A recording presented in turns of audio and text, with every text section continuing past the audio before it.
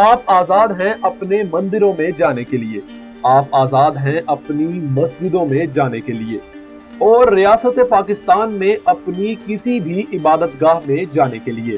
ناظرین، یہ الفاظ تھے بانی پاکستان قائد اعظم محمد علی جناح کے، جنہوں نے واضح طور پر اقلیتوں کو پورے حقوق فراہم کرنے کی بات کی ہے۔ تحریک پاکستان کے وقت جہاں مسلمانوں کا کردار اہم ہے، وہیں دوسرے مذاہب کے لوگوں نے بھی بے دریغ قربانیاں پیش کی ہیں، اور جن میں عیسائی مذہب کے لوگ بھی پیش رہے ہیں۔ مسیحی برادری نے انتہائی جدوجہد اور بہادری کے ساتھ تحریک پاکستان میں اپنا کردار ادا کیا، اور مسلمان ہونے کے ناطے ہمارا یہ فرض ہے کہ اپنے مسیحی بھائیوں کے جذبات کا احساس کریں، ان کے تہوار اور رسوم و رواج کے ساتھ ساتھ ان کی خوشیوں میں شریک ہوں۔ 25 دسمبر کو عالمی دنیا میں عیسائی مذہب کے لوگ حضرت عیسیٰ علیہ السلام کی پیدائش کے طور پر مناتے ہیں، جو کہ عیسائی بھائیوں کے لیے ایک اہم تہوار ہے۔ ان کے لیے یہ دن عید سے کم نہیں ہے۔ اسلام حضرت عیسیٰ کو پیغمبر مانتا ہے، اور قرآن میں حضرت عیسیٰ کو سب سے جلیل القدر انسانوں میں قرار دیا گیا ہے۔ اس کے علاوہ قرآن میں صرف ایک خاتون کا نام لے کر ذکر کیا گیا ہے، اور وہ ہیں حضرت عیسیٰ کی والدہ حضرت مریم۔ یہی نہیں بلکہ ان کے نام پر ایک سورت بھی رکھی گئی ہے۔ قرآن میں لکھا ہے کہ حضرت مریم کنواری تھی، اسی لیے جب ان کے ہاں بچے کی ولادت ہوئی تو لوگوں نے ان پر انگلیاں اٹھانا شروع کر دی، لیکن اس موقع پر وہ بچہ یعنی حضرت عیسیٰ بول پڑے اور کہا کہ میں خدا کا پیغمبر ہوں۔ مسیحی برادری کے اس مقدس دن پر ہم ریئل چینل کی پوری ٹیم کی طرف سے پاکستان اور بیرون ملک میں رہنے والی مسیحی برادری کو ان کی خوشیوں پر مبارکباد پیش کرتے ہیں۔ ناظرین، دنیا بھر میں عیسائی برادری 25 دسمبر کو حضرت عیسیٰ علیہ السلام کی پیدائش کے طور پر مناتی ہے، مگر کیا آپ کو معلوم ہے کہ حضرت عیسیٰ کی پیدائش کے 3 صدیوں بعد عیسائی برادری نے اس تہوار کو منانے کے لیے 25 دسمبر کی تاریخ کو منتخب کیا؟ حالانکہ حضرت عیسیٰ کی مستند یوم پیدائش تو کسی کو معلوم ہی نہیں۔ history.com کے مضمون کے مطابق انجیل میں بھی حضرت عیسیٰ کی کوئی واضح تاریخ پیدائش کا ذکر نہیں ہے، اور کچھ عیسائی عالمین نے کہا ہے کہ پیدائش کے ذکر میں بھیڑوں کا حوالہ دیا جاتا ہے، تو ان کی پیدائش شاید سردیوں میں نہیں بلکہ موسم بہار میں ہوئی۔ لیکن سوال پھر بھی وہی ہے کہ 25 دسمبر کا انتخاب کیسے کیا گیا؟ در حقیقت یہ تاریخ رومن کیتھولک تاریخ دان سے سامنے آئی۔ انہوں نے 221 عیسوی میں یہ تاریخ حضرت عیسیٰ کے یوم پیدائش کے طور پر پیش کی تھی۔ ابتدا میں عیسائی رہنما سالگرہ منانے کو کافرانہ روایت قرار دیتے تھے، مگر ایسا بھی نہیں کہ وہ اسے اپنانے کے لیے تیار نہیں تھے۔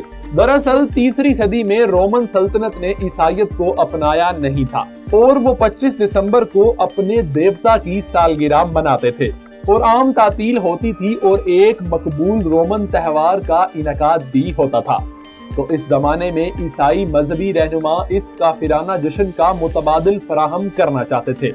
336 عیسوی میں رومن چرچ نے حضرت عیسیٰ کا یوم پیدائش باضابطہ طور پر 25 دسمبر کو منانا شروع کر دیا۔ اس بات کو اس زمانے میں زیادہ اپنایا نہیں گیا، جبکہ 9ویں صدی میں جا کر کرسمس ایک بہت بڑا تہوار بن گیا۔ ناظرین، کرسمس کے موقع پر گرجا گھروں، سڑکوں، میدانوں اور دیگر مقامات کو خوب سجایا جاتا ہے۔ عموماً سبز اور سرخ رنگوں کو اس موقع پر استعمال کیا جاتا ہے۔ سبز رنگ کو ابدی زندگی کا استعارہ سمجھا جاتا ہے، اور ایسے سرسبز درخت بنائے جاتے ہیں جن کے پتے کبھی نہیں جڑتے، جبکہ سرخ رنگ خود حضرت عیسیٰ کا رنگ ہے۔ اس موقع پر آرائش و زیبائش کی تاریخ خاصی پرانی ہے۔ 15ویں صدی عیسوی میں خصوصاً لندن میں اس کا چلن ہوا۔ اس وقت مختلف طریقوں سے گھروں اور گرجا گھروں کو سجایا جاتا۔ کرسمس کی اس سجاوٹ میں شجر کرسمس کو خاص مقام حاصل تھا، کیونکہ ایک طرح سے اس درخت کو یسوع کی زمین پر آمد کا استعارہ سمجھا جاتا۔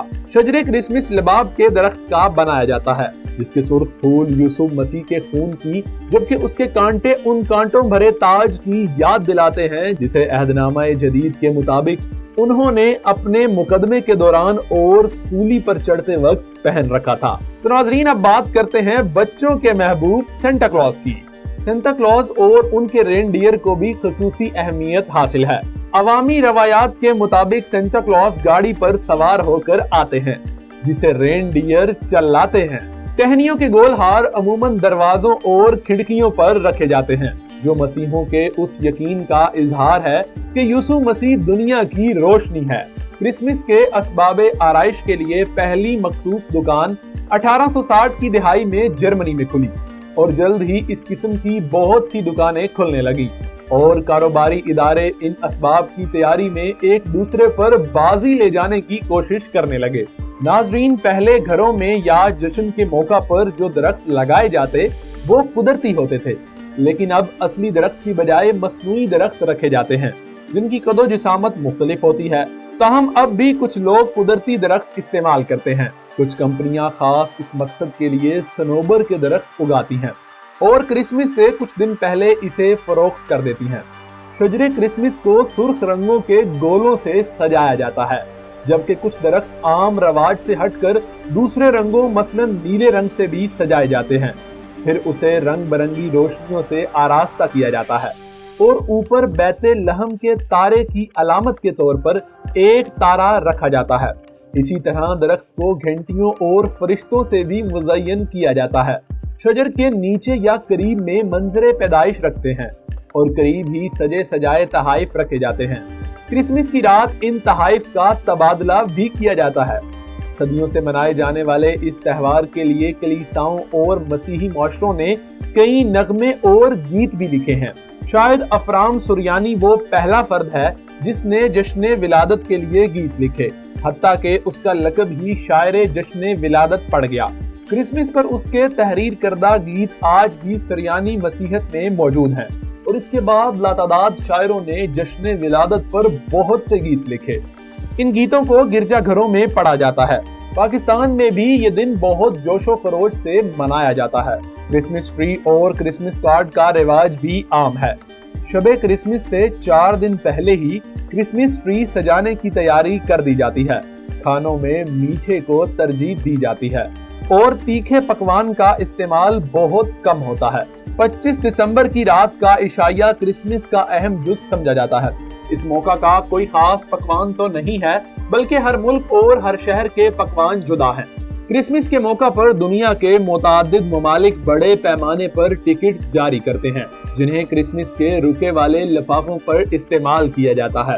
डाक टिकट जमा करने के शौकीन भी इसे खूब शौक से अपने पास रखते हैं।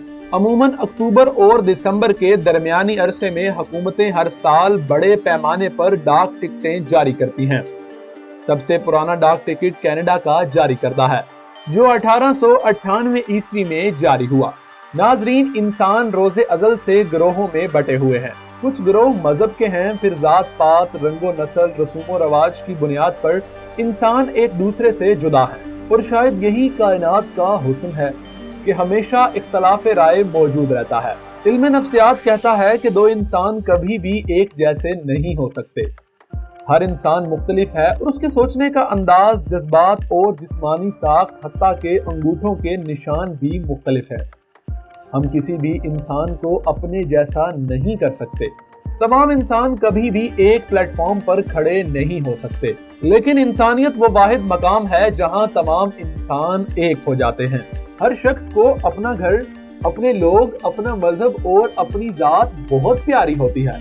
अगर हम अपने खिलाफ कोई गलत राय बर्दाश्त नहीं कर सकते तो जरा सोचिए कि दूसरे अपने बारे में हमारा बोला हुआ कोई गलत जुमला कैसे बर्दाश्त कर सकते हैं। जिस तरह हमारी ईद, त्योहार और रसूमात हैं, इसी तरह दूसरे मज़ाहिब के लोगों की भी इबादत गाहें, ईदें और त्योहार मौजूद हैं जो उनके लिए बहुत मुकद्दस हैं। वैसे तो मसीही बरादरी को पाकिस्तान में बहुत इज्जत की निगाह से देखा जाता है और पाकिस्तान में इनके लिए बहुत सी सहूलियात भी मौजूद हैं, लेकिन इन्हें मजीद बेहतर बनाया जा सकता है। खसूसन तालीम में इस तबके को मजीद फरोग देने की जरूरत है।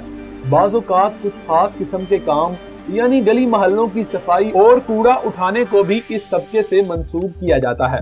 मोहब्बत करने वाले लोग भी मौजूद हैं, लेकिन बाज़ औक़ात कुछ जाहिल लोगों की नफरत इस इंतहा को पहुंचती है कि वो अपने पानी पीने के बर्तन भी अलग कर लेते हैं और इनके साथ बैठकर खाना तो दूर ہاتھ ملانا بھی پسند نہیں کرتے۔ حالانکہ جس نبی کے ہم کلمہ گو ہیں انہوں نے انسانیت کا درس دیا تھا۔ انہوں نے کہا تھا کہ سب لوگ آدم علیہ السلام سے پیدا کیے گئے ہیں اور یاد رکھنا آدم مٹی سے بنائے گئے۔ تو ناظرین، یہاں ضرورت اس امر کی ہے کہ ہم اپنی اقلیتوں کی طرز زندگی کو بہتر بنانے کی کوشش کریں، ان کے جذبات کی قدر کریں اور ہر انسان کو انسان سمجھنے کی کوشش کریں۔